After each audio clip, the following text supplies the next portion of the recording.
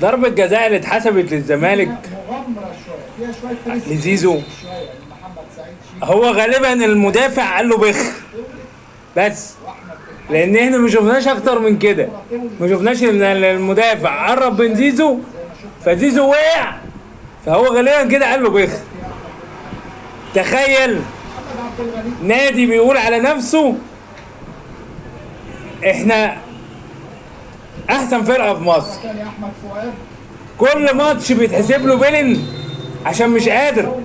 رجع اللي انا خدت بطوله افريقيا وصلنا دقائق 10 دقائق، من غير ولا بيلن، والبيلن اللي اتحسب لي ضاع. اخر 10 دقائق في 90 دقيقه يعني. حاجه في منتهى. بس خلوا بالكم ربنا ما بيرضاش بالظلم، بدل الضايع ولو كسب النهارده عمرو جمال ليه يقول لي بقى ايه الزمالك كسبان 2-1؟ ما يا ابني فتح لك الماتش ده.